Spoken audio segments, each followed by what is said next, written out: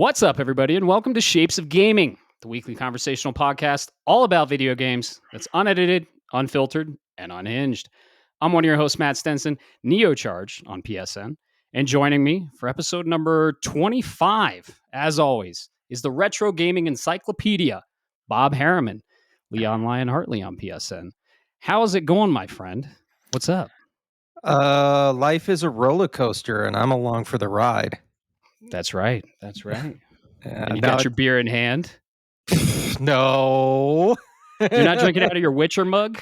No, I do have my Witcher mug. I already had my Okay, beer good. earlier this evening, but Excellent. I had to switch it up because of the late session. So I've got myself a nice cup of black tea sitting right here with me. Oh, shit. What'd you But- have before? What was your drink of choice? Yeah. See, now you're asking the right questions. No, once again, I'm pretty sure this place is starting to become my favorite brewery because they make the powder run. Oh, yeah. Yeah, from Living the Dream. They have a new one that's out for the holiday season, a gingerbread cream ale. Oh, my God. Gingerbread cream? Yeah, it's like a gingerbread cookie dunked in an ale. It's amazing. Oh, my God. Dude, I had a gingerbread beer from Epic Brewing. And it was one of the big bottles, the really expensive ones. Yeah, But, dude, it was delicious. And it hit different during the holidays. So that's interesting. Yeah, I'm waiting for now that we're actually hitting holidays. I'm looking. I got a few spots I'm gonna go check out. Some hidden gems that a member of my I don't want to say this is gonna sound wrong, but the member of my status can go and visit. And I'm gonna try to get some real big bottles of actually imported German beer for the holidays. Oh, yeah. But I got to look around. I know a few places, and worst case, I know a few places that'll actually import it for me. Ooh, awesome. So like a German holiday beer, or are we talking like Oktoberfest? Oh no, I go for German holiday beers. A Christmas beer is top tier, in my opinion. Outdoes a Oktoberfest. It just I don't know. There's something about it. It makes you feel warm inside. Oh yeah. Dude, speaking of Oktoberfest, that is exactly what I'm drinking. I was drinking the one from Four Noses last time, but I have probably one of my favorite Oktoberfests of the year, and that's Breckenridge Brewery, the Oktoberfest Marzen Lager. Breckenridge is about 2 hours north of us, northwest into the mountains, and I gotta say, dude, it's like the adult North Pole. It's incredible. And they have a brewery up there and they make an incredible Oktoberfest. So that is what I'm drinking. And I absolutely love it. 'Tis the season, right? It is the season. I haven't been to Breckenridge in a long time. It's been years. Oh, we gotta go. Yeah, I went. I think the last time I went was actually for a it would have been for a marriage retreat through the U.S. Army chaplains, and the wife and I just got to go up there for a couple of days, and of course you got to sit and listen to people talk about how to make a better marriage, which that's not a problem for me. But free stay in Breckenridge, okay, I guess I twist my arm a little harder, right? Oh yeah, dude. Especially if it's free, it's not cheap up there. But yeah, if you ever go to Breck, the best place to stay is the Gravity House. It's weirdly spelled. It's like Gravity Haus because it's all fancy and shit. But it's got like the cold plunge. It's got the hot tub, and it's got like its own coffee bar. It's really cool. I like it, and it's right at the slopes. So if you ski, snowboard, go to Breck, or if you like to drink and just hang out, you could do like dog sled stuff. You can get on the back of a dog sled with huskies pulling you. I've always wanted to do it, and I still want to do it. Maybe this winter. Who knows? Do you know what else is happening this winter? Games. MagFest. Oh yeah, in January, in the dead of winter, in the fucking Midwest. MagFest 2026. Mega Man X themed. I'm excited. I can't wait. We got all of our stuff planned. We got all of our stuff locked in. We're gonna road trip it. It's gonna be fucking awesome. Road trip? I mean, like our entire party is taking like the entire month of January off. It feels like for this. Oh yeah, yeah, and yeah, my birthday's in January, so I'm very excited. Yeah, so everyone celebrates my birthday. It's crazy. It's great. You'll finally actually hit the big 4-0, is it? I don't want to talk about it. But yeah. Age is just a number. That's how you feel. The trick, remember, folks, the trick in life is to get as old as possible while acting as young as you can. Remember that. Exactly. Never grow out of anything, right? Someone's like, "Oh yeah, you can't watch cartoons. You're too old for that. You can't have toys. You can't play video games. You're too old for that." Tell them to fuck off. Yeah. When grandma tells you there was no autism back in her day, just remind her she collected stamps. I was drinking as you said that, dude. Holy shit. That one almost went up my nose. Remember that, folks. There's no autism in my day. Really, grandma? How's your stamp collection? How about them little skunk miniatures you've got? Dude, that can't be any more accurate. Yeah. And people would collect doorknobs. Like who has a doorknob collection? I'm normal and collect video games and fucking Pokemon cards. People out there collecting doorknobs and all kinds of weird shit. And they'll tell you the story behind it too. That's what's really good is like the history. Antiques Roadshow is where it's at. Oh yeah, absolutely, dude. And My Strange Addiction too. But I'm not gonna get into that. If you're curious, just look up My Strange Addiction. They go into like weird collections too. People collect some weird shit, man. So yeah. So how's your week been? We went to the Witcher concert. That was fucking fun. Just last night, fresh off the heels. I gotta say, like, I played a little bit of The Witcher, so I got a good chunk into it. The Witcher 3 Wild Hunt. I got about 25 hours into it. A good chunk of the game. Like the entire story is probably, I don't know, an 80-hour story. You can drop 200 hours into that fucking thing. And my ADHD ass was on the map, and I saw all those question marks, and I just was like, "Ooh, piece of candy! Ooh, piece of candy!" So I got maybe, I don't know, 10% into the story, but I put 25 hours into it. I gotta say, dude, the music is fucking awesome. I loved it. Yeah, no, it was a really good show. It made me want to go back and play Wild Hunt. I've started it like 2 or 3 times, and it's not that I don't enjoy the game, but like you said, my ADHD just unhinged with all of the side quests and the hunting and everything else that's in there. And then I look at it and I realize it's a monumental task, and I put it aside for something else that's a little bit, I don't know, more digestible, if you will. And I keep telling myself the biggest lie. Oh, I'll get back to that game eventually. Right. Yeah. It's a time commitment. And especially like now, I played it on launch. I got the physical copy.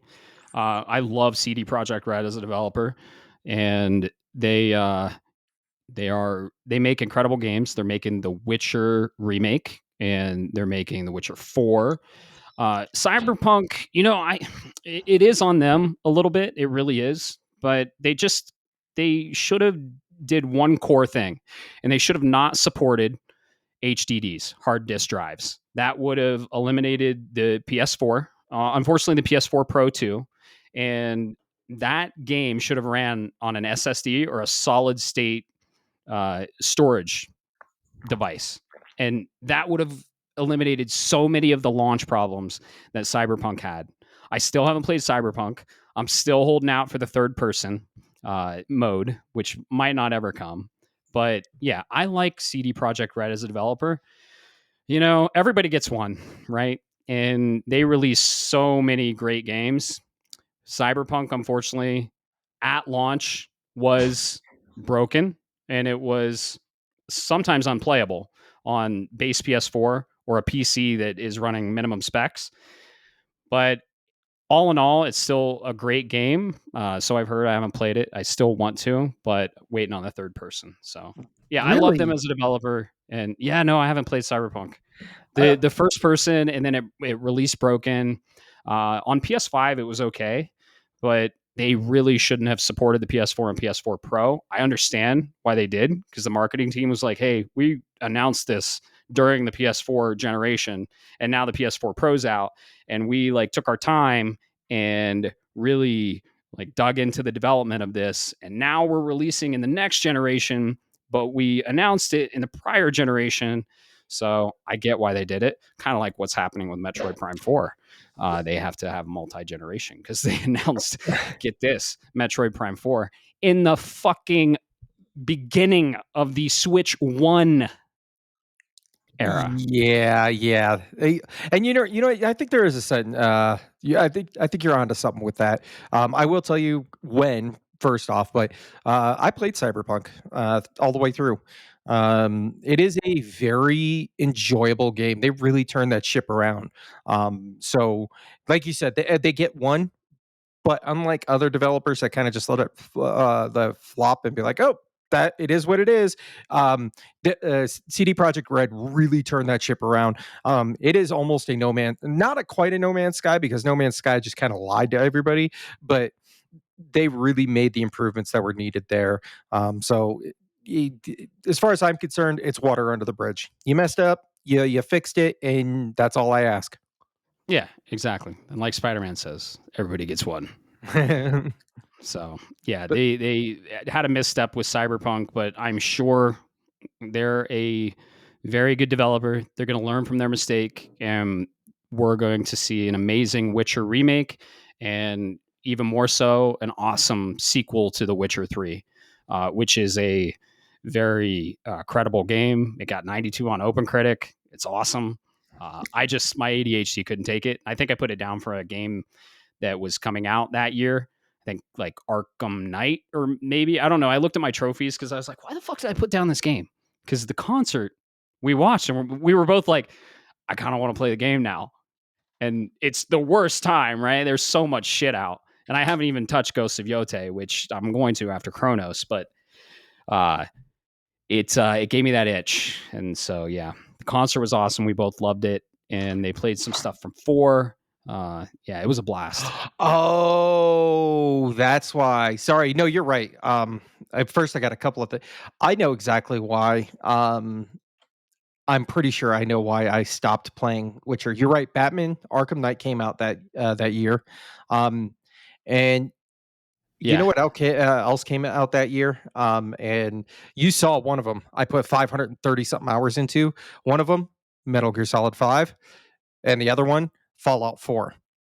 Yep. MGS5 released during that time.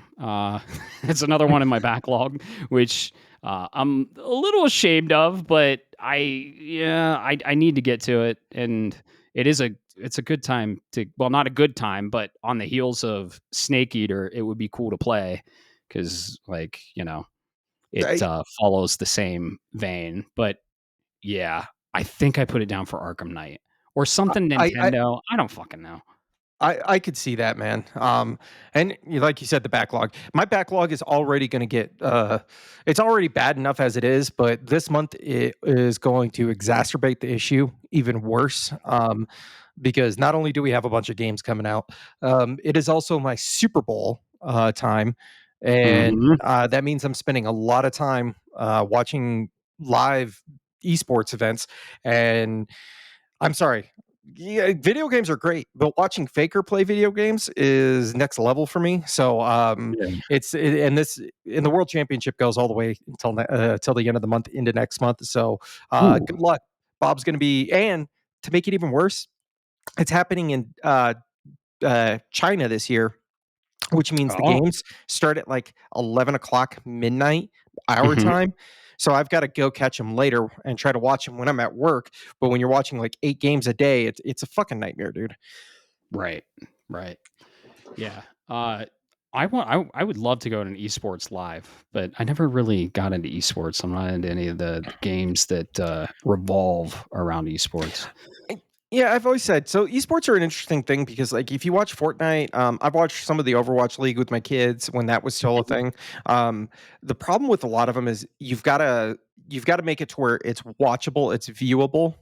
Because like baseball, I know I'm going to get some flack from people, but baseball is a great sport, but it's a boring sport to watch. Um, League of Legends is actually really fun to watch. It's kind of like football. There's always something going on. There's action. You're into it. Just from a perspective, the viewership, you can see everything. But Yeah, man. Instead of seeing, like one person's specific point of view, you're seeing the whole map and you're seeing the team go together and things like that. But I digress. Right. And it's huge. And PlayStation invested in some of the Evo stuff, which is esports. Uh So huh. they know it's Evo's getting another big. good And one. I think it's in its infant stages. I think it's going to be very, very big, and it's growing more and more. And even the Game Awards, they have certain nominees and categories for esports specifically, which I usually never vote on because I don't know about the teams or anything. It's important, and not to be on too much of a tangent here, but you people need to keep in mind that yes, competitive video gaming has been around for a long time, but esports is another example of how we should, as a collective group of people interested in video games, should really respect the fuck out of Gabe Newell and Valve, Oh yeah, because Steam itself dominates the PC sales market. It dominates the platform. right. Gabe was the one behind a lot of the prize pools behind the early days of Dota and things of that nature. So he really helped bring that stuff to the forefront.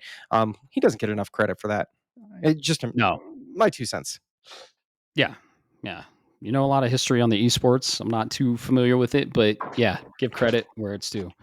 But yeah, you love the Witcher concert too. It was a blast, and they gave us a little surprise at the end. They showed us or they played for the encore some Witcher 4 stuff, which was awesome. And they showed Siri up there, and it was great. Very fun, very fun. So thank you for that. You invited me. I appreciate it. We had some twisted tea and listened to some awesome fucking Witcher music. So always a great time. And then yeah, dude, I love video game like concerts. I've been to Zelda, been to Final Fantasy. I'd love to go to an Assassin's Creed one. We have the PlayStation concert if it doesn't get fucking canceled in Denver in February. So I'm just a huge fan of video game music. It's kind of one of the reasons I'm into video games is the music. And it's always a good time. And like an orchestral live performance with like they had drums and you're just seeing the people playing the musical instruments. It's surreal, honestly. And I recommend everyone should at least go see one orchestral performance, whether it's a movie soundtrack, they have Star Wars, they have Lord of the Rings ones, or a video game soundtrack you're interested in. Yeah, it was a blast. It was local. And thanks again for the invite, man. That was fun. Yeah, absolutely. Always down for a good time. Hell yeah. Hell yeah.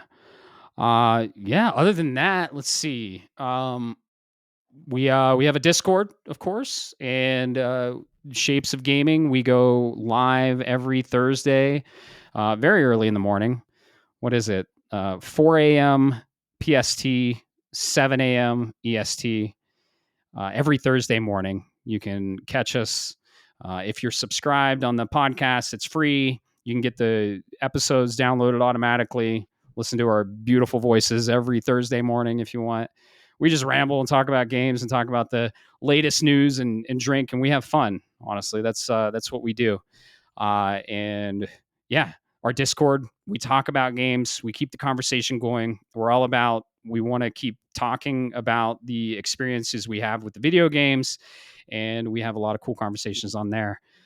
Where can people find this, Bob? Where can they subscribe to the podcast or look at our cool posts we do on the social media platforms, or join the Discord if they want and have fun there?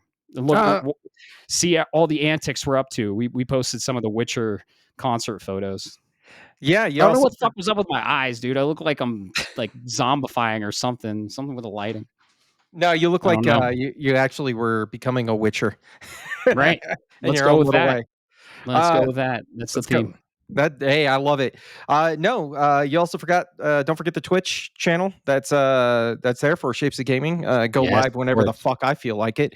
But yeah, just pop into your browser and go to shapesofgaming.com. That'll take you to the landing page with all of the great things that we talked about already on the show. Come join the community, and if you're listening while you're at it and listening on your podcast service or YouTube tubes out there, go ahead and leave us that great review. Give us a thumbs up, like, whatever the comment, subscribe, whatever that platform's equivalent is. But yeah, once again, go check it out at shapesofgaming.com.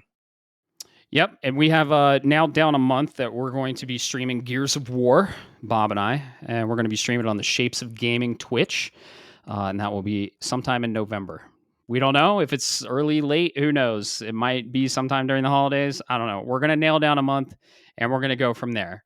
So super excited to play some Gears of War, and we streamed some Borderlands 4. That's been super fun. Been having a blast with my girl Vex, and you've been Rafa. Let's see what else you might be streaming Mega Man X soon, which love to see that. Yep. And we have fun there. We'll be on mic, maybe not on camera.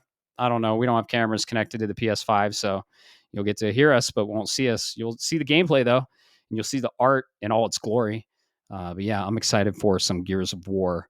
Other than that, we do have a question segment on Discord, and you can ask your questions, and we will read them on the cast. And guess what? We have a question again from one of our prominent listeners, a big fan of the show, big friend of the show, and that is from Altier23. He said, so we had some follow up questions after the question he asked, and he said, if you could only play one game series for the rest of your life, what game would it be and why? Our follow up question was, would this include spinoffs? So, like, is it only the main line? Because I have an immediate answer that I have that we read this question. I was like, oh, yeah, this. And I was like, because it has so many spinoffs. And I was like, oh, does this incorporate spinoffs, though?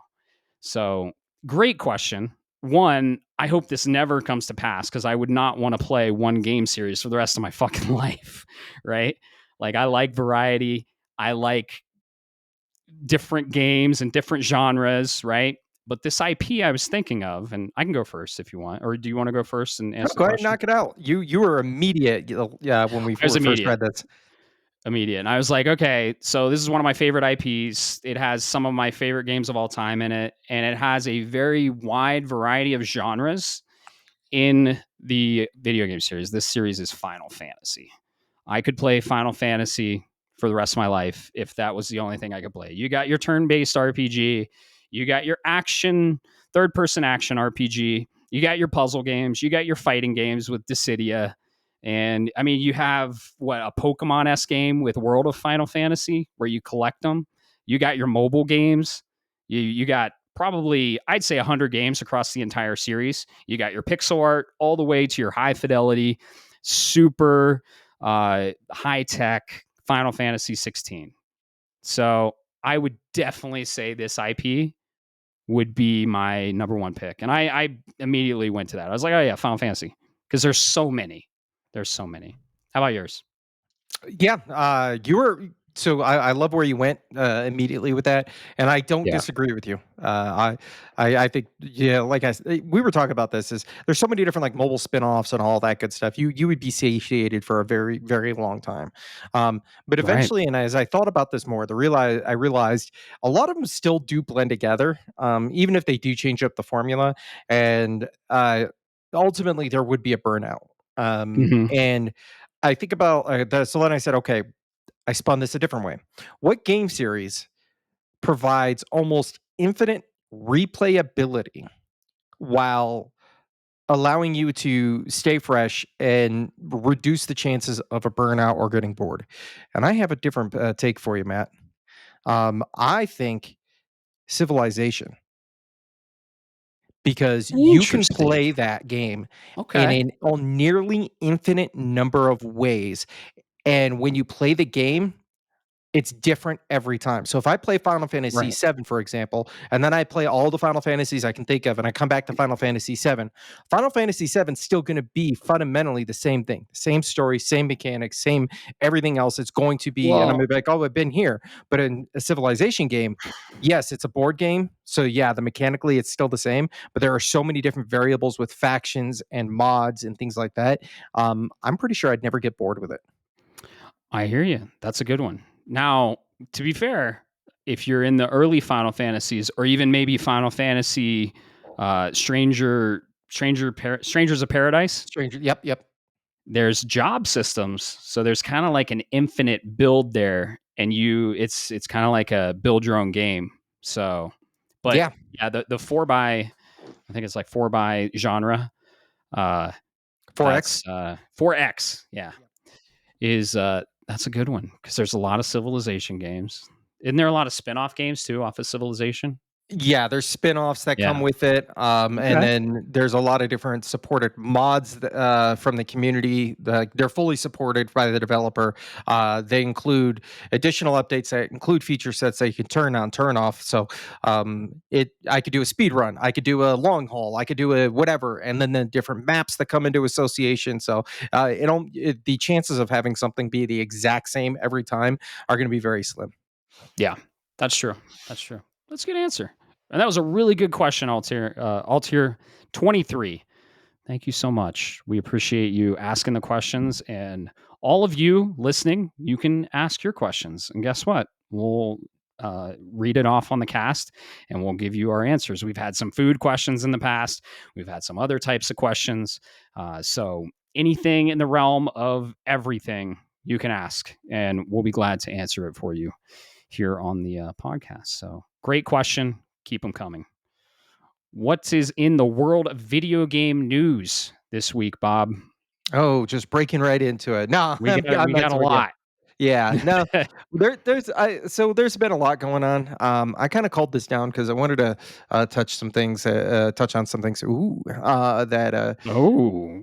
um, a little bit smaller stuff. And some bigger items. Ooh. But let's start with the first one. Got a question Yeah. for you, Matt. Before I read this off, Okay. I got have an you seen the answer. Have you seen the Minecraft movie? No, but that topic recently came up. I have not seen the Minecraft movie. Apparently, I need to, but I didn't want to see it in theaters because I didn't want a fucking chicken pooping on my head or popcorn being poured over me. Yeah, I trust me. I told my kids if they did that when we went to see it, they were not gonna hear the end of it. But the reason I bring this up is this it came across, but this is coming from Game Informer. The sequel has been confirmed, and not only has it been confirmed, Yeah. we got an actual date of June 23rd, 2027. Right. So if you guys haven't seen it, I would definitely recommend this movie. Just remember, it is stupid fun. There's not a single seriousness in this, but um, and I didn't even realize this until I was reading it. From Game Informer, although the film generated a mixed reception from critics, the general audience seems to have enjoyed it. On Rotten Tomatoes, a Hmm. Minecraft movie currently has and I'm going to get it to you live now, not what was reported, has a Oh, 47% on the tomato meter from critics, but an 85% viewer score, so give you a little bit of disparity. And this game went on to make, I believe, $978 million worldwide. So out absolutely Jesus. smashed the fuck out of the Mario movie. But yeah, It definitely did go better check than it the out. Mario movie? Oh yeah, absolutely, it's the best video game movie of all time in terms of generated revenue. Gotcha. Okay. Interesting. I never got into Minecraft. But I'm happy to see a video game adaptation movie doing well, and you love to see it. So you saw it, right, with your Yeah, kids? yeah, absolutely. It's a Did lot you of like it? Yeah, it's fun. It's stupid. You don't need to know anything about Minecraft Well, I figured. to enjoy the movie. I mean, Jason Momoa, Jack Black, and a few others come together, and you got that weird, almost like that. Remember the Hugh Frame Roger Rabbit, where you got the live action with the animated blended together. Mhm. It's kind of that stupid fun. Okay. Definitely go. I recommend it for anybody that likes video games, and if you like family movies, go check it out as well. Very cool. I heard the Simpsons movie is releasing on the same date. And remember the Barbenheimer thing where Barbie and Oppenheimer released on the same date? I went and saw Oppenheimer first. I went and saw both. I liked them both. But yeah, that's the same thing going on here. It's the Simpsons movie sequel and the Minecraft sequel releasing on the same date. So I think they're calling like Simpson Craft or some shit like that. Oh I don't shit, know. The internet is man. very creative. That it is. Yep. Nothing will ever beat the matchup or mashup of the same release date for Doom Yep. and Doom Animal and Crossing. Animal Crossing. Yep. I remember when they had Doom Guy with that one, I don't know, yellow dog character from Animal Crossing. I don't really play Animal Crossing, but it was funny. I played. So if like during COVID, during quarantine, you were either playing one or the other. You were playing Doom Eternal or Animal Crossing New Horizons, I believe it was called. I was playing Doom Eternal, and then I played Final Fantasy VII Remake. So yeah, uh, Animal Crossing's a huge IP for Nintendo, though. So big game, and I'm sure we're gonna get a sequel soon. So you play any Animal Crossing? I haven't played it, but it was a phenomenon thanks to COVID in this household. Uh, Everybody in this house had a Switch because of that game. So Right. I know the characters. I know everybody's likes, dislikes. So like the yellow dog, her name is Isabel. Oh, Uh, Isabel. All right. Well, you know Isabel. the name. I mean, Yeah. Uh, if you like cozy story of seasons, Harvest Moon, yeah. uh, go No, ahead. see, I love Harvest Moon. I love Harvest Moon. Okay, you know why I love Harvest Moon? The game fucking stops when you shut it down, when you quit it. Okay. I'm not going to go in a game and I'm not going to build a fucking town where weeds grow when I'm not playing it.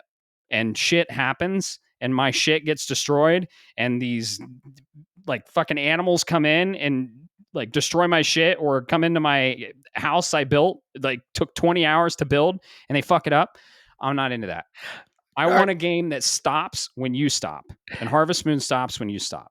all right, so the two things I gotta say is one, people do that in Animal Crossing called time Right. skipping, and the Yeah. developers purposely keep that in mind and don't consider it cheating. So that's fun. But Oh my two, God. um, wait, you don't want your game state to change when you turn it off. Uh, No. the goat himself, Kojima, has entered the chat. That's all I'm gonna say. Oh, in 5. And three. 3.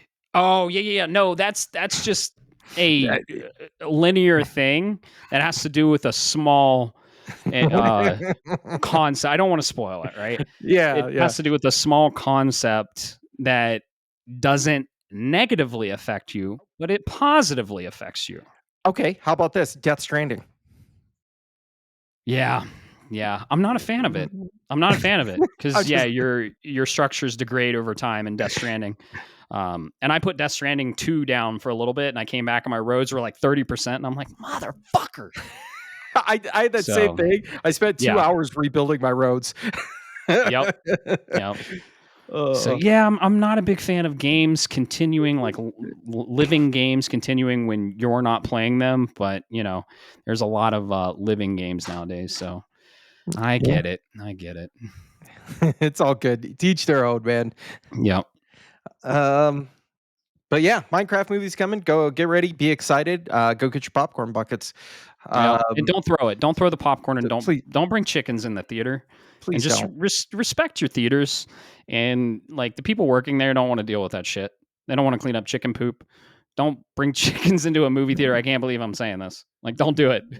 But yeah, just like be normal and like bring snacks from the gas station in the movie theater. Just put them in your cargo pants. You know, the movie theater is super overpriced, right? You just sneak the snacks in. Don't sneak the fucking live chicken in. Oh, I Yeah, love it, man. I love it. But yeah, I love movie theaters.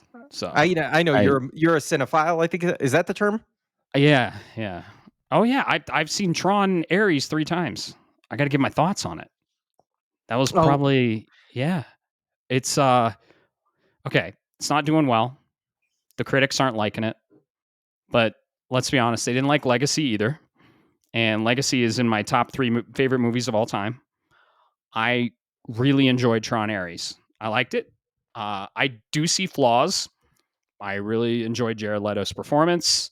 I enjoyed Evan Peters' performance. He nailed it as a antagonist. Don't go into Tron Ares expecting a Legacy sequel. That's all I'm going to say. I'm not going to spoil it, but it's made, and I think the director said this before, prior to the movie even coming out. It's made to start a trilogy. So it's great. It's amazing. It's some of the best CG and some of the best. The soundtrack from Nine Inch Nails is awesome. So I saw it in IMAX, I saw it in XD, and I saw it in Dolby. And I kind of want to see it in 3D. I'm not gonna lie. Like 3D. The last fucking movie I saw in 3D, I think, was either Avatar or it might have been Tron Legacy. So I think it would be fun to see in 3D. But yeah, those Yeah. are my thoughts on Tron Ares. I if you're a fan of the Tron series, I highly recommend it. If you go in wanting to have a good time, wanting to just see some awesome visuals, you're into computers, you're uh, there for some fun, go see Tron Ares. It's a great time. Highly recommended. Absolutely, man. Go check it out if you like it. Yeah. Or if you're even interested. But yeah, Yeah, it's getting too much hate on the internet. It's getting too much hate. They're hating on Jared Leto. Jared Leto did a fantastic job. He was a great portrayal of Ares, and yeah, don't listen to the internet. They're just sad and angry, and the critics don't know what they're talking about. They usually don't understand the movie, and that's why they dog on it. Like The Matrix, I don't think got a really good review either, but I had to watch that movie 3 fucking times to understand it. So, and I was 10, I think. yeah, don't listen to critics, particularly video games are starting to get there, but movies are really atrocious. And I just looked this up the other day. Let me see if I can look at it now. Yeah, one of my favorite movies of all time has a 40% by critic reviews on Rotten Exactly. What Tomatoes, is it? but has a 90% on the audience score. Exactly. Yeah. Look at the audience score of Tron Ares. I think it's in the 80s or might even be in the 90s. Yeah, What is your favorite movie of all time? it's not my favorite, but it's in the top three. Tommy Top Boy. 3. Tommy Boy. Nice. Good old slapstick comedy with Chris Farley. Look, That's mommy, awesome. the dino's getting too close to the car. You want marshmallow? I quote that movie all the time. But yeah, you're right. Hey, we warned you in the beginning. Unfiltered. Okay. Here's what I think of Callahan. Yep. Fucking But Callahan. Tron Ares, yeah, 80% or 86%. Yeah. I'm sorry. Dude, right? And what's the critic? 53. Yeah, fuck off. Yeah, that's fucked, man. Well, it sounds like it's a good movie to go check out. So maybe I'll get around to it. I'm not a big movie goer, but there is one movie coming up, I will say, that has my attention, and I really need to do it. Mortal Kombat 2. We're gonna go Yeah. see it. Goddamn right, son. I'll get tickets, bro. XD. We're there. All right. Let's Your boy fucking will do get that one. front center. Not fr- it'll be like center, not like front in the fucking like A section where you're cranking your neck looking up, but I get the rail, right? Yeah. Giggity. Giggity. And it's right, like it's perfect for the sound and the visuals. Yeah. I'm all OCD on movie theater going experience. Get the popcorn, light butter, maybe a hot dog with some ketchup and relish. Bring your own water. The water there and all the drinks are way overpriced unless you get alcohol, or bring your own alcohol. I don't care. Do what you want. I don't know. Use your prison wallet and sneak it in. Exactly. Dude, movie theater items are so overpriced. They're crazy. You know why that is, right? Yeah. You're there. It's convenient, so they can price gouge you. And they don't make a lot on the movies, so they have to make a lot on the snacks and the food. Yeah. Yeah, that's the big thing. Yeah. So anyway, what else do we have on the news list? So this next one, I'm bringing it up because I like to bring the anticipation, folks. I'm gonna put the asterisk. This take with a grain of salt, like with any other rumor out there, but this one came from Insider Gaming. Last week we reported that the place might have been 2 weeks ago. I don't remember that the PlayStation 6 is in that window up to 2 years away.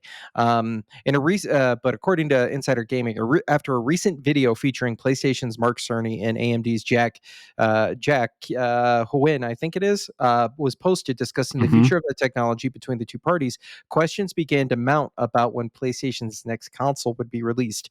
On the discussion forum NeoGAF, a user mentioned 2027 being, quote, on the table for the new system. That led to Kepler2, who's been accurate with hardware information in the past, to chime in. He said, quote, not just on the table. It's the plan unless any unexpected delays happen.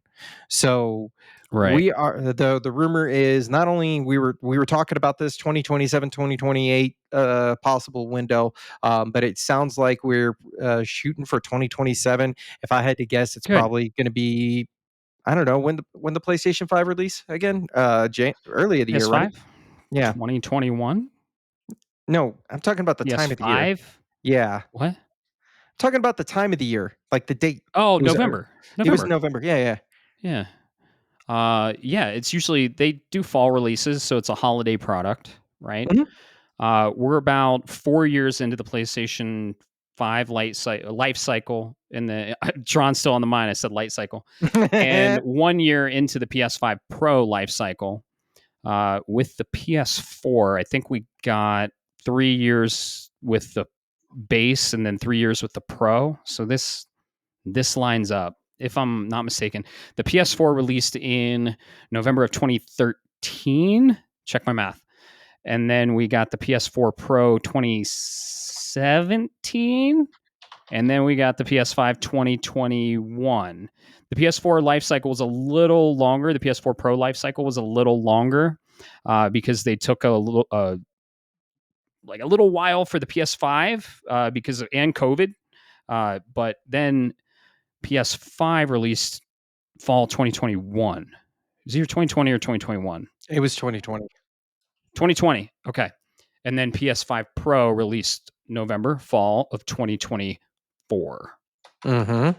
So 3 years, and then we'll have probably 3 years in between the PS5 Pro 2024. So 2027, fall 2027 Yep. is looking likely, which is too soon. It's too fucking soon. Yes. Way too Like, soon. let's not. God, dude, we just got done like utilizing the power of the PS5 Pro with Yote, Death Stranding 2. We're hitting our stride with the PS5 Pro, right? And now we're gonna start talking about the PS6. Come on, guys. So Yeah.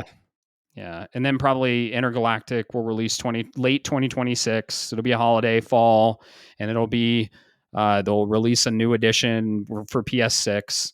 Uh, PS5 Pro is cool. It runs games better. Like I like being in performance and having the resolution of the fidelity mode. But I gotta say, man, it's a high price tag, and it's there's a lot of problems with PSSR. And for those of you that don't know PSSR, it's PlayStation Super Spectral Resolution, all their acronyms. And developers have had a hard time really fine tuning that technology. So we saw issues with Silent Hill 2 remake. We've seen issues with Borderlands 4. That's mainly Unreal Engine 5. And Unreal Engine 5 is having some problems on PS5 Pro too, but it's also having problems on PC. Unreal Engine 5 is having problems across the board. However, the game I'm playing, which we're going to talk about and what we're playing, is on Unreal Engine 5 and it runs amazingly. So, yeah, PS6 in 2027 seems right, still seems too soon. What are your thoughts? I think it's too. You're right. It's way too soon. The conversation about the Pro and Pisser, PSSR. Uh, you need to let these technologies kind of mature, because just like with anything else that does this upscaling, it's all new technology. You have to integrate it. People have to be experienced in it. They need to cut their teeth on it. Let people live on the platform for a little bit longer. Do like Nintendo, and you've got plenty of power in the PS5. I think you're correct with optimization and the correct engine. This could be an extended life cycle, and it's entirely possible that the PS6 just ends up being for the really hardcore fan base, and the PS5 gets an extended life cycle, similar to what's happening with the PS4 right now, which would be really weird if the PS4, PS5, and PS6 are all in the same life cycle because the PS4 came out in 2013. Yeah, So I was yeah. there at launch. I was in line at GameStop. I was third in line. Technically, we were second in line, but I was with my buddy. I let him get second, but technically, we were first in line. And some motherfucker walked up. I guess he's a big shot, and they're like, "Oh, he buys all the consoles," and like, "Yeah, we do too. Why is he cutting in front of us?" It was a whole thing, but I was there. day one, got the PS4. I still think the PS4 console design is one of the best Sony has ever done. The base PS4 design, incredible design. But yeah, we're supporting the PS4 still. And honestly, like it does hold some games back because people have to support both generations. And I don't know if we can. Sony has always said we believe in generations, saying like, "Oh yeah, it's time to move on," and they are really pushing the PS5 adoption rate because I think they're giving people, and this is rumor. I don't know if this has been confirmed, but they're sending people $100 gift cards for PSN to upgrade to a PS5. So if you're still on PS4, that's okay. It's my favorite generation, uh, and it has some incredible games. But I mean, PS5, it's been out for going on 4 years now, so it's probably time to upgrade. You don't necessarily have to get a Pro. Going from a PS4 Pro to a PS5 is a huge jump. Like the SSD alone, you got a baked in awesome game in there for free, Astro's Playroom, and then you can play the sequel, Astrobot. Yeah, but I totally get it.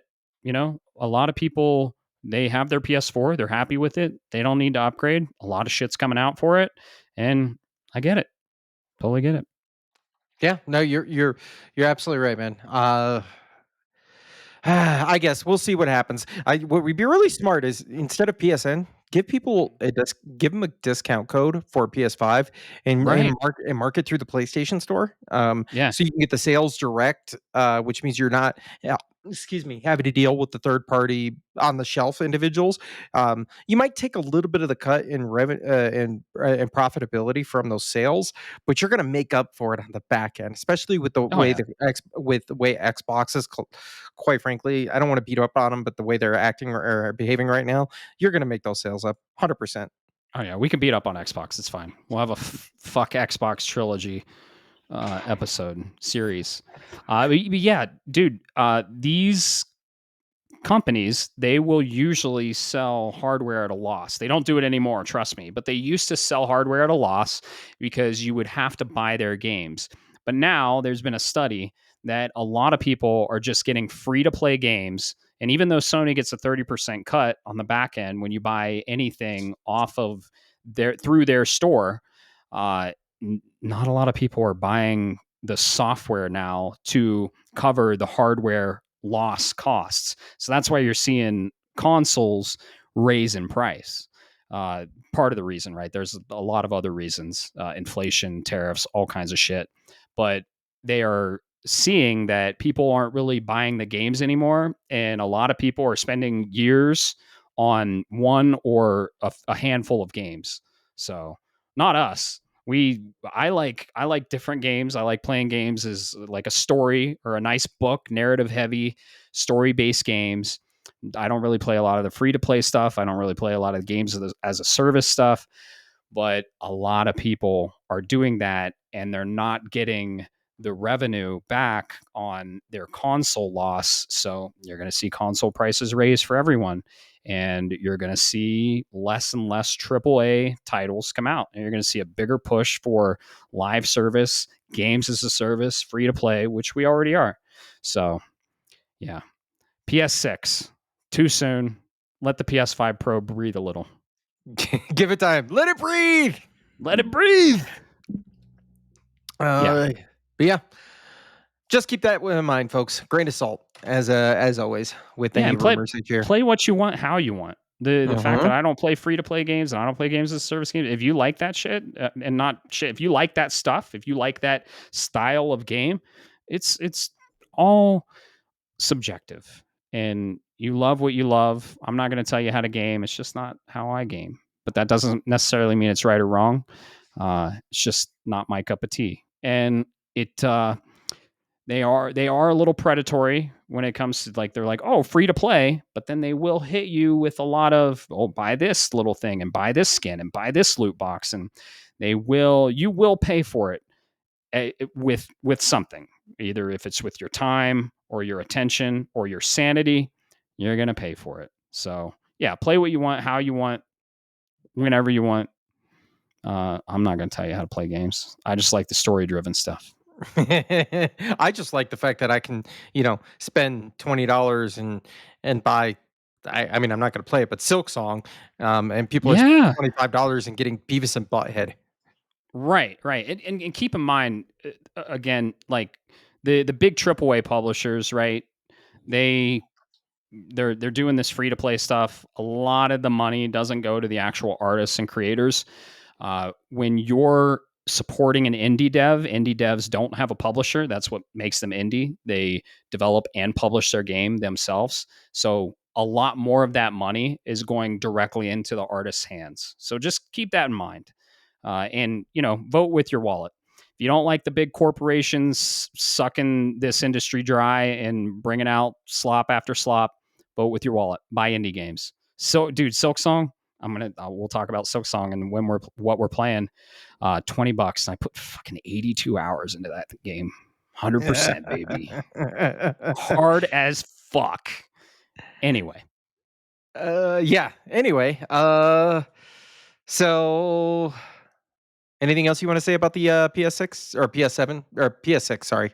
PS7. No, we can't start talking about the PS7.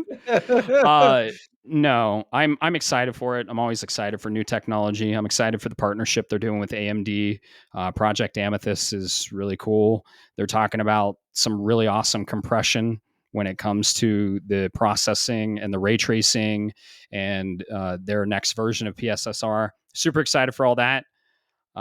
Probably won't be excited for the price tag, but we'll see. And I'm always excited for the new games and them pushing the boundaries of what can be done in a video game. And Kojima is going to be pushing those boundaries with Fizzant or codename Fizzant with PS6. So I'm excited, but I just wish they would let PS5 Pro breathe a little bit more. Those are my thoughts. Yeah, yeah. All right. Well, you know what? Next item we got up. This is not necessarily relevant to me and you as the type of players we are in the game, or the way we game, should I say? Yeah. But it ties to what we were just saying about the way you play, and it goes back to tangentially to a conversation we had about EA a Mm-hmm. week ago. Um, Battlefield 6 launched last week, Mm-hmm. and uh, we have player counts. Battlefield 6 hit EA's highest ever concurrent player count on Steam. Meaning it beat Apex Legends for the all-time high. Um, Wow. Specifically, it was toppling at, and this is as of reporting through VGC. I saw this yesterday, so the 14th of October, but 747,000 players concurrently on, and that's just Steam alone, my friend. That doesn't That's include awesome. the other stuff out there. I just wanted to bring it up because this is huge, man.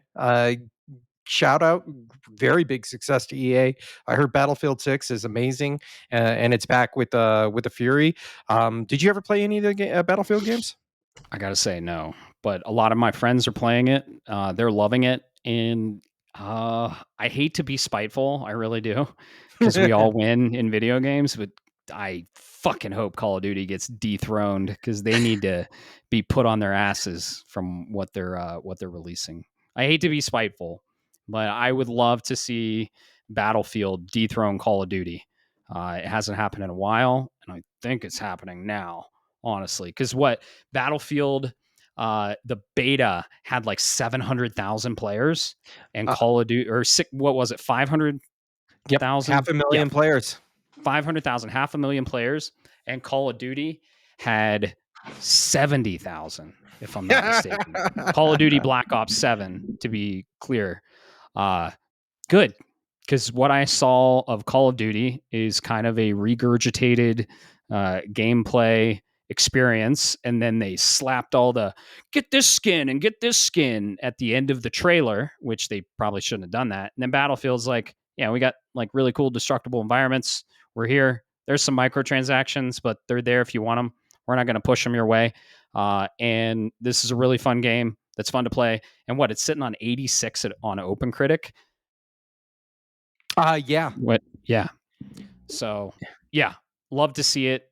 Call of Duty has been stagnant for a while, and they need a shakeup. and I really hope Battlefield shakes up Activision or Treyarch, whoever the fuck is developing this one. It's Activision publishing it, but yeah, I would love a shake up for Call of Duty. Yeah, yeah. Love to see it. Absolutely. You're right, by the way. That's the those numbers are correct according to our AI overlords that I'm seeing. Yeah. But just keep I don't know.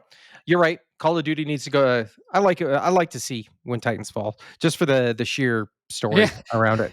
You like to see when Titans fall. Mm-hmm. That's funny. Titanfall. Ah! Damn it. Now I'm sad. I like Yeah. Titanfall. Dude, we need Titanfall 3. Maybe. Yeah. Uh yeah. I really hope Call of Duty just watches, learns, starts recalibrating their methods to bring us some quality content like Battlefield supposedly is doing. I don't know. I haven't played it. I've heard really good things about it, but it's kind of all a hearsay, and the player numbers reflect that. So happy to see that a lot of people are enjoying it, and it's got a good player count on Steam alone. That's awesome. Like with consoles and everything, what we're looking at 1 million player base. Something like that. I would have to go look at those. Heck yeah. Awesome. Good for Battlefield. I'm happy for Yeah. him. Good. Absolutely. I'm glad to see Yeah. the first person guys are eating good. At least the multiplayer ones, right? Yeah, exactly. So I haven't heard anything bad about it. So Well, speaking of Titans, not falling, but a Titan of the industry. A yeah. little sad, a little bit of a sad news. I wanted to throw this in here because it's a part of our history, mostly. But according to VGC over there, our little friends, Dan Forden was originally known as he was actually the sound director for the Mortal Kombat games, but he's most notably Ooh. known as the Toasty guy. Yep. Uh, he is retiring after 37 years. Yeah. He's the toasty Yep, guy. he's the toasty guy from the Easter eggs. Forden worked on music and sound effects for the first Mortal Kombat game and would go on to work on every main entry in the series, eventually joining NetherRealm Studios, where he most recently was the audio director for Mortal Kombat X, 11, and the series reboot of Mortal Kombat 1. In a Yes. statement earlier this month, Forden wrote, "We made a lot of fun stuff over the years. I'm really proud of what we accomplished as well as how much fun we had making that stuff. There are so many smart, talented people at NetherRealm. Looking forward to more great things to emerge over the next several years." 37 years, Matt. Wow. 37 years. I am 40. That's a That run, guy, man. yeah, he has been doing sound direct since pretty much I was playing video games. Has been Right. doing making in the industry.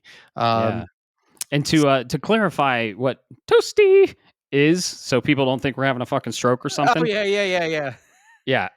So in Mortal Kombat 2, I believe, when Scorpion burns an enemy, there would be a sprite of this gentleman, Dan Forden, comes from the right side or left side of the screen. I don't know. I don't know the specifics, but he comes in and it's like his icon of himself, and he's like toasty. Uh, So yep. was it Mortal Kombat 2 that implemented it or 1? It was Mortal Kombat 2, 2, yeah. but specifically, if you hit somebody with an uppercut, sometimes he would pop up, and then it became a Okay. thing when. And I always this was what I really loved about the early games of video games. So why I Mm-hmm. loved it is it was a playground story about Mortal Kombat. Like, hey, did you know you can unlock this character? Did you know you can do X, Y, Z? And nobody ever believed it. The Toasty Easter egg was one of those because people would tell you, hey, if you pressed these buttons when he popped out on screen, you could get a secret battle that would let you unlock a character. I think Smoke was originally the thing, and nobody believed you. But it was Right. hard to prove because he only popped up randomly during fights. And then when I remember when I first got that, and I was like, oh shit, it's actually real. This isn't a Muse under the Mm-hmm. truck situation. Oh yeah. Oh god, don't even get me started on Mew under the truck. I tried that shit and cried as a 10-year-old kid. Mm. Fucking Pokemon Red. They said you had to do a bunch of shit and you would find Mew, which is Pokemon number 151, like the final Pokemon of the original 151 from the Kanto Pokedex in 1998. I'm kind of a Pokemon fan. They said that you could find Mew if you did this series of things and crazy weird inputs, and it doesn't work. It was an internet troll, one of the early internet trolls. But yeah, dude, 37 years, Dan Forden, Mhm. I mean, he led an incredible life and developed some of the best fighting games ever made. Honestly, Mortal Yeah. Kombat's just a classic. So the last one we got was Mortal Kombat 1, right? Uh-huh. Yep. Yeah. So, A series reboot. So to Dan and we Ford, just got the collection. So, yes, oh yeah, that is coming, isn't it? yeah, November, I think, right? Mm. Something. Yeah. Whew. So many video games. Dang. Well, to Mr. Forden, we salute you. Salute. All right. Well done, sir. All right. Well, next thing. I'm going wacky this week, by the way. If you can't tell, Matt, I got another wacky news item for you. Oh, yeah. Yeah, yeah. Remember Toe Jam and Earl? Oh, yeah. Yeah. Sega Genesis. Yep. So during a recent Ask AMA session on Reddit, series co-creator Greg Johnson was asked if there was any news on the Toe Jam and Earl game. He confirmed that a new game is being planned and that it will be based more on the original Mega Drive title and its sequel. Quote, I can say the new game is in the planning stage, Johnson replied. We intend to make it happen. It's going to be developed by a third party, designed, led by the infamous and talented producer of Back in the Groove, Nap, and will be a combo of games of 1, 2, and incorporate some designs and ideas from the original games that never were made. So Toe Jam and Very cool. Earl is coming back, baby. Heck yeah. 2D side scroller platformer. Very fun game. Originally on the Sega Genesis. Yes. That's awesome. Love to see Yeah. it. So 90s, by the way. Oh, I very just wanted 90s. Very 90s. Heck yeah. That's good uh, news. yeah, see? Good news. Yeah. So you played it then, right? Oh, of course. Sega Genesis, bro. Played Sonic 2, specifically. Echo the Dolphin, Clay Fighter. Or no, Clay Fighter. What was it? It was the one 2D fighter with the balls on Sega Genesis. Clay Fighter was on the 64. I Well, forget Clay what it Fighter was. got ported over to the 64. Okay, I don't think it was Clay Fighter. It was, let me look it up and you keep talking about the news. Let's see. That's fine. Ball 2D fighter. That's what I was gonna say. You're gonna be really looking there, folks. I think Matt is having a. Oh, you know what? I will tell you. Shaq Fu was on the Genesis, and It was literally called Balls with a Z. wait. Why do I feel? I feel like I know this game. Yeah, it was a big one on the Sega Genesis. Oh shit, that's right. Yeah, you're more of a Genesis guy than I. Because didn't you own one? No, but my uncle did. And every time I went over to my grandma's, she's like, "Oh, hi, honey, nice to meet you." And I'm like, "I'm gonna go play Sega Genesis. Where's Rob?" Because that was my uncle's name. I kind of got introduced into video games with the Sega Genesis and Sonic 2. And I fell in love. I was like, "When are we going over to grandma's?" And my parents are like, "Oh, you like grandma a lot, don't you?" And I'm like, "Yeah, I really want to go to grandma's just to play the Sega Genesis." No, my grandma was a sweetheart, amazing cook. But yeah, that the Sega Genesis was one of my first fortes into video games. That and the SNES. So Okay, all right. yeah. Damn, dude. Well, you know what? Then maybe you can look forward to it. We don't have a release date for Toe Jam and Earl's reboot, whatever it's going to be. But I'll definitely go check it out. Mm-hmm. I never really had a Genesis. I played it, but I never.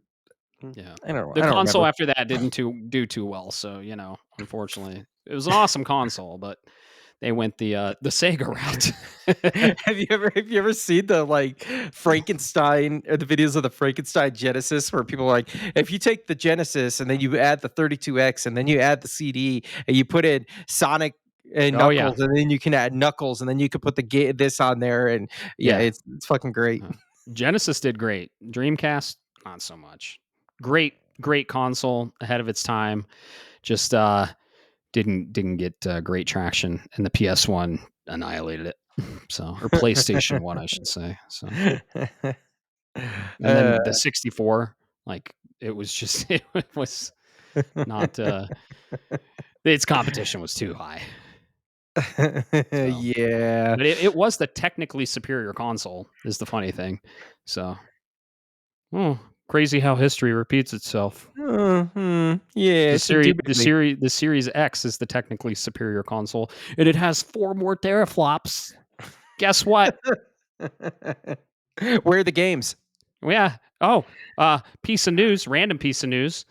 Guess I Target is pulling the Xbox sales, the Xbox consoles, isn't it? I've heard about that, but I've also heard Xbox try to retract that. And to be honest, it's been a wild week, so I didn't have enough time to go investigate, do some investigative journalism on that. Right. We know Costco pulled them, and no, Target and Walmart are not removing Xbox products from their stores. It was rumored, but it's crazy that big retailers like this are even thinking about it or talking about it. And Costco has been confirmed to pull them off the shelves. So, anyway, Mm. Yep. All right, so it looks like it was. It looks like it was just a rumor that blew out of control. Once again, yeah, folks. shocker. Yeah.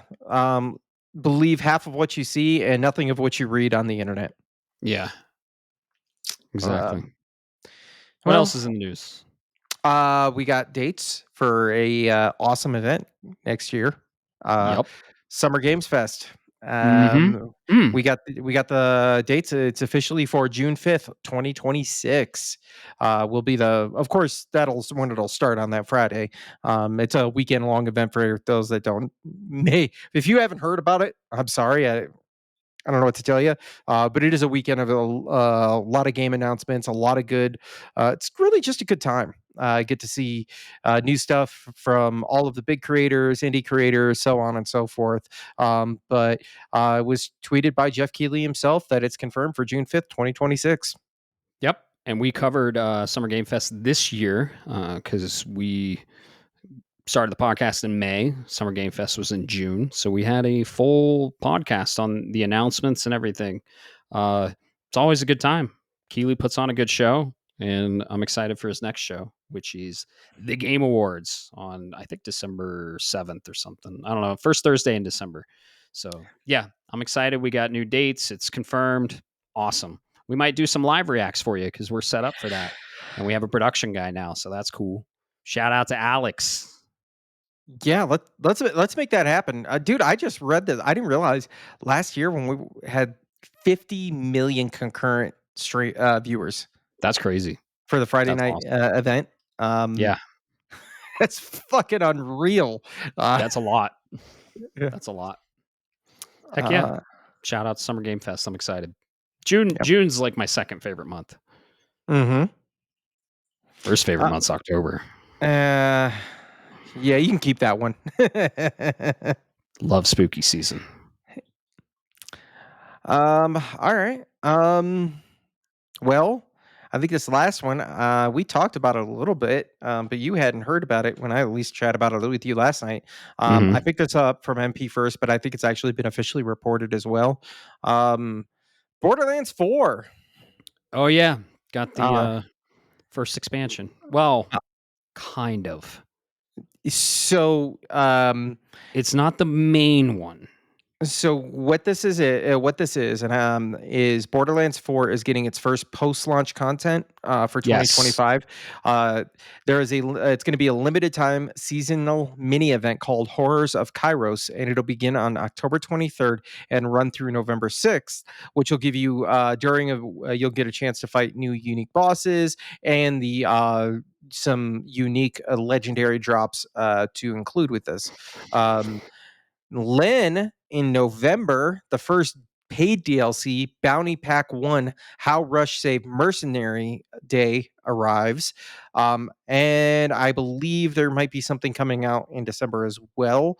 I have to look at oh, yeah. And finally, close off the year, a free endgame update is coming in December. So Borderlands 4 is going to continue to well, rather, should I say, Gearbox is going to continue to support Borderlands 4. I don't know. I might buy the DLC. What about you, man? I probably will check it out, depending on the price. This is one of the first pieces of the bonus content with the Vault card. The Vault card, from what I gathered, is a battle pass Mhm. and gives you stuff and you get XP and you unlock stuff. Not a big fan of that. Uh, I still need to go back to Borderlands 4. I want to do Ultimate Vault Hunter mode, and I want to clean up some side missions. We already completed the campaign. I have a lot of friends I want to play with, and so I don't know if I'm going to get this. I think I'm going to get back in heavily with the additional content when the actual main DLC comes out, and that's the story pack. So this isn't the story pack. A lot of people are like, "Oh, the story pack's lame, right? It doesn't add a lot." It's not the traditional DLC that we're used to from 1, 2 and 3, right? That traditional DLC is coming in Q1 2026, and that is Mad Ellie in the Valley of the Damned. We're getting a new Vault Hunter, we're getting new map zone, we're getting new side missions, new legendary gear, new cosmetics, new story, new everything, which is in conjunction with the caliber of DLC we've gotten in the previous Borderlands. So a lot of people are giving this shit. They're like, "Oh, this is hollow. It's not a lot coming out." I know. Give them time. This isn't the actual main DLC that you're used to. It's kind of a smaller product that they are charging for, and they're very transparent that they're charging for it, but it's not your main DLC you usually get in Borderlands. I don't know if I'm going to check it out. I want to clean up side missions, so it's going to be there while I'm there. Am I going to buy it for all the cosmetics? Probably not. I, I might. Yeah. Yeah, I might. So Mercenary Day and the holiday events. I mean, let's be honest. It's not an original concept, but it is something that Right. Borderlands has kind of leaned into the past. And there tends to be a bit of fun as long as we don't end up with Randy and Gearbox trolling us with another 30-minute dialogue from Grandma telling us a story about Mr. Torg. I'm happy. Right. Right. And what You, comes with this is there's free content that comes with this too, which I'm excited for. Mhm. You get the seasonal event like you were talking about. You get new legendary weapons, new cosmetics, new weather variant. Okay.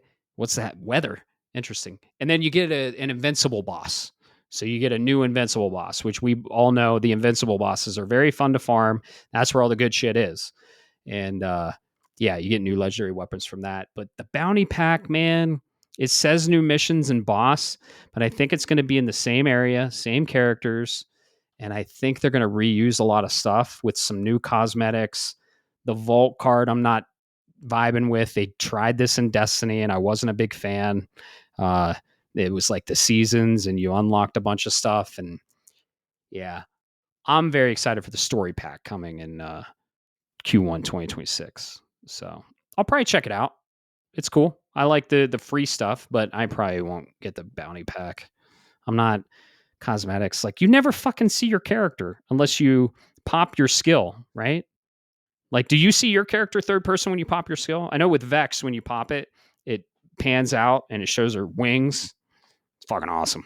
No, I never do. But let's be honest, I play it because I mean, you can if you go into the menus, but that's Yeah, not the yeah, point. The point is you play it because it's a multiplayer game. The skins are the hey, look what I got kind of a. yeah. Uh, I don't want to say a flex, but kind of a flex. Right. And the built-in skins you can earn more than more than great.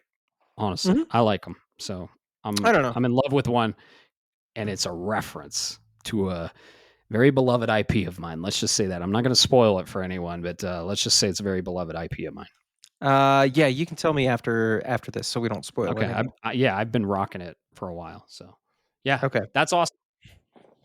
I'm glad they're supporting it, and I'm glad to see that they are continuing to support it, and fix the performance issues, keep fixing those, and you love to see the support.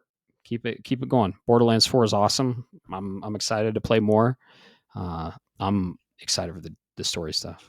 But you're gonna check this bounty pack out. I'm gonna check it out. If the price and everything kind of lines up enough, I'll definitely hit it up. But I'll definitely Nice. be playing the free update here later this month because once you get those skins, you don't. There's no chance to get them back again.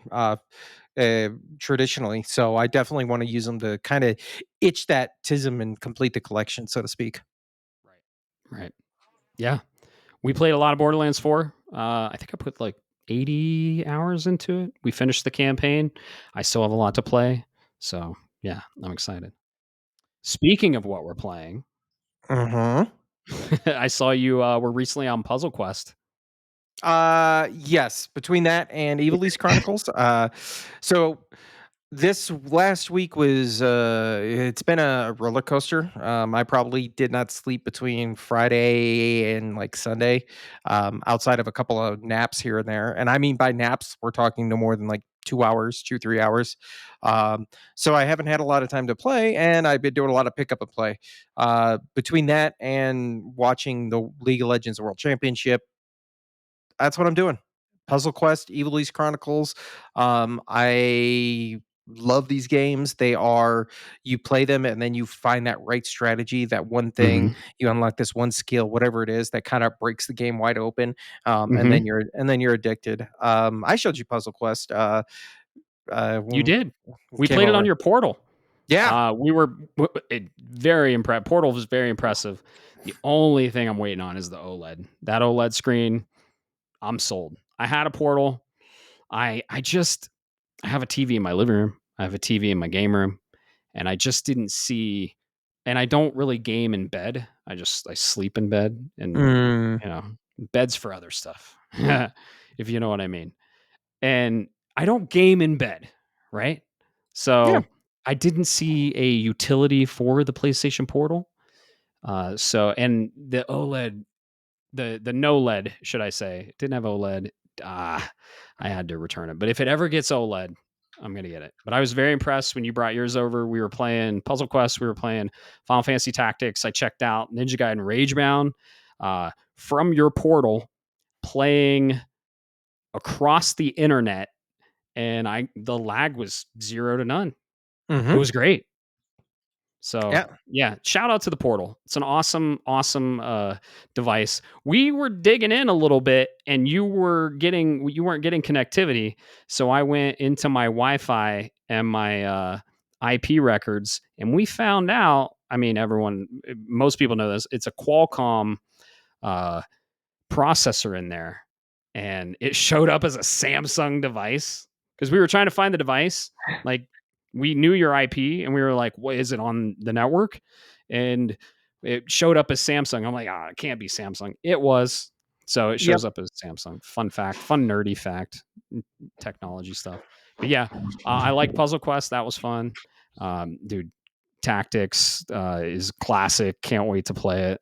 And Ninja Gaiden Ragebound, incredible pixel art, 2D beat 'em up. Ninja Gaiden. What can I say? I had a blast with it. So, Yeah. and then we fired up Cyber Shadow, and you checked that out. I think you liked it. Yeah, no, it looks good. It's a great harken back to the 8-bit era. I'd like to definitely pick. I think I might own it. If not, I'll grab it at some point. It's just a matter of when, because I think I've figured out now. Um, just assume from this point on, folks, I'm probably playing Evil East Chronicles or Puzzle Quest in the background. But Right. I think I figured out my next big game to play, which we'll talk about next week. Oh, I'm excited.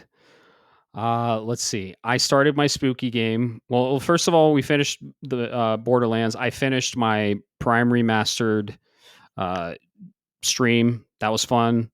And then I finally picked up Chronos. Been wanting to play this. It's my spooky game. I showed you Chronos when you came over. You were very impressed by it. Think Dead Space meets Silent Hill with Resident Evil type resource management in a gorgeous, well done, well running I have to say, Unreal Engine 5. I'm having a blast with this game. It's super atmospheric. The sound design is incredible. Bloober Team makes it. Bloober Team released the Medium, not great, and then Silent Hill 2 Remake, which is a phenomenal game, amazing remake. And I think they knocked it out of the park with Chronos: The New Dawn. Released on all the consoles. I'm playing it on PS5, PS5 Pro specifically, and it's very unsettling. The story is very confusing at this point because I'm like, what the fuck is going on? Something to do with uh, time that was in the marketing and everything like that. But you are a diver that is going through time and trying to preserve the essence of some aspects of humanity. That's all I'm going to say about that. Uh, it's has some Metroid elements where like there's a map, big open map, and when you get specific abilities and specific power ups, you can go back and it unlocks other uh, concept or other aspects of the map. It's gorgeous. It's the enemy design is awesome.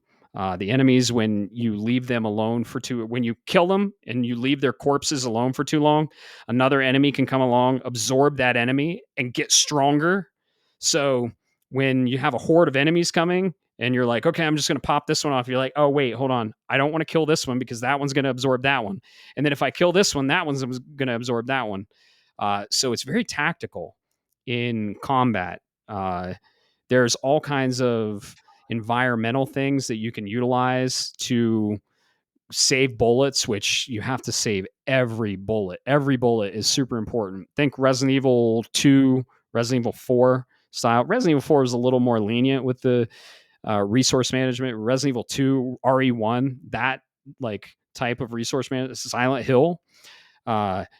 So yeah, it's incredible. I'm having a blast, and I highly recommend this game. It didn't get great reviews, but I think the developers were like, "It's too hard.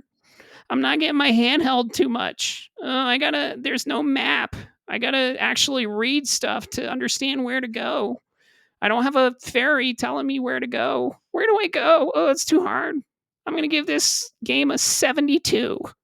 I'm just like, what the fuck, man? I love that because For a game you're going to be playing is very not handholdy at all. yeah, no, it's I like it. There are some aspects of this that I don't know. I look at it; it's very beautiful.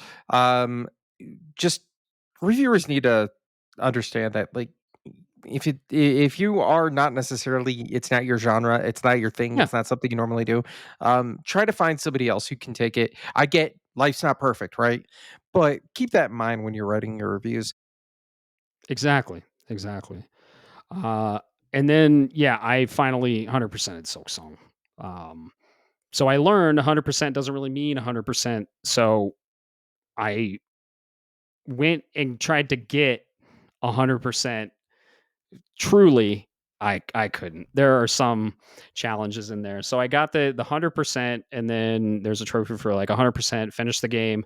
I got the true ending. You can beat Silksong, or you can really finish Silksong, or you can actually truly complete Silksong. And I actually truly completed Silksong. So I got the true ending. I got like 85% on the trophies. I'm good with it. There's a speed run trophy to speed run the entire game, get 100% in 30 hours. No, absolutely not. I'm not going to do it because I got my 100% run. I spent about 80 hours doing the 100% run. This game is huge. I wouldn't recommend it for everyone. It's a very, very challenging game. Act one, if you want to check it out, just try Act one. If you don't like it, put it down. It's okay. But it's a gorgeous game. I mean, the developers knocked it out of the park. It's in my running for game of the year. Honestly, it's top 3 Metroidvanias easily. Even after I got the 100%, I went back and completed the Hunter's Journal. So the Hunter's Journal is basically a bestiary, and there's two entries. There's an entry for just killing one enemy, you get the entry, but then you unlock a second entry when you kill a specific amount of that enemy. So I did all that. And this game has some of the most unique enemies and the biggest count of them. There's 233 unique enemies and bosses in this game. Unique, not reskinned, not like a variant of another enemy, unique enemies. And dude, I can't recommend this game enough. If it's hard, it's really fucking hard game. I was pulling my hair out at some of the levels. I was pulling my hair out at the last boss that has a ridiculous amount of phases. But dude, it's just that satisfying Souls like where you try and try on a boss. I fought the last boss for like 2.5 hours. I was trying and trying and trying. But when you drop that boss after spending 2.5 hours on it, it's the most satisfying thing, you know? Like the amount of time you spend on it goes into the satisfaction you get when you finally kill the boss. And the Souls-like games really have that aspect of gameplay, and it's so satisfying. So, yeah, 100% it's Silksong.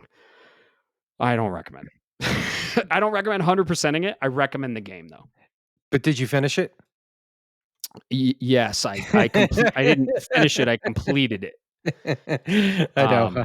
I'm I busting you. there are 8 like in-game achievements you can get, and I got 6 of 8 of them. Like one of them's completing the bestiary.